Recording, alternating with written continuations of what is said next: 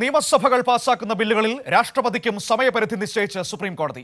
ഗവർണർമാർ ബില്ലുകൾ അയച്ചാൽ രാഷ്ട്രപതി 3 മാസത്തിനുള്ളിൽ തീരുമാനമെടുക്കണമെന്ന് സുപ്രീം കോടതി. രാഷ്ട്രപതിയുടെ തീരുമാനം വൈകിയാൽ അത് കോടതിയിൽ ചോദ്യം ചെയ്യാനുള്ള അധികാരം സംസ്ഥാനങ്ങൾക്കുണ്ടെന്നും തമിഴ്നാട് ഗവർണർക്കെതിരായ വിധി പകർപ്പിൽ ജസ്റ്റിസ് JB പർദിവാല അധ്യക്ഷനായ ബെഞ്ച് വ്യക്തമാക്കി. നിയമസഭ പാസാക്കിയ ബില്ലുകളിൽ തീരുമാനമെടുക്കാതെ പിടിച്ചുവെക്കുകയും പിന്നീട് രാഷ്ട്രപതിക്ക് അയക്കുകയും ചെയ്ത തമിഴ്നാട് ഗവർണർ RN രവിയുടെ നടപടി ഭരണഘടനാ വിരുദ്ധമാണെന്ന് വിധിച്ചുകൊണ്ടുള്ള ഉത്തരവിലാണ് സുപ്രീം കോടതി രാഷ്ട്രപതിക്കും സമയപരിധി നിശ്ചയിച്ചത്.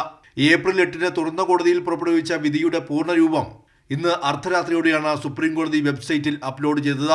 ഗവർണർമാർ ബില്ലുകൾ അയച്ചാൽ രാഷ്ട്രപതി 3 മാസത്തിനുള്ളിൽ തീരുമാനമെടുക്കണമെന്ന് ഉത്തരവിൽ വ്യക്തമാക്കുന്നു. തീരുമാനം വൈകിയാൽ അതിനുള്ള കാരണം സംസ്ഥാന സർക്കാരിനെ രേഖാമൂലം അറിയിക്കണം. രാഷ്ട്രപതിയുടെ തീരുമാനം വീണ്ടും വൈകിയാൽ അത് കോടതിയിൽ ചോദ്യം ചെയ്യാനുള്ള അധികാരം സംസ്ഥാനങ്ങൾക്കുണ്ടെന്നും വിധി പകർപ്പിൽ justice JB Pardiwala, R Mahadevan എന്നിവരടങ്ങിയ ബെഞ്ച് വ്യക്തമാക്കി. ഗവർണർമാർ അയക്കുന്ന ബില്ലുകളിൽ രാഷ്ട്രപതി സ്വീകരിക്കേണ്ട നടപടികളെ സംബന്ധിച്ച് ഭരണഘടനയുടെ 201-ാം അനുച്ഛേദത്തിൽ വിശദീകരിച്ചിട്ടുണ്ട്. എന്നാൽ ഈ അനുച്ഛേദത്തിൽ സമയപരിധി നിശ്ചയിച്ചിരുന്നില്ല.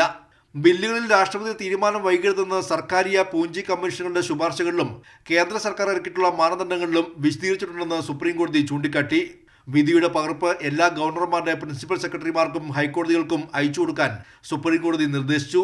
സുപ്രീം കോടതി ഉത്തരവിലൂടെ 10 ബില്ലുകൾ തമിഴ്നാട് സർക്കാർ നിയമമാക്കി വിജ്ഞാപനവും പുറത്തിറക്കി. കൈരളി ന്യൂസ്, ദില്ലി.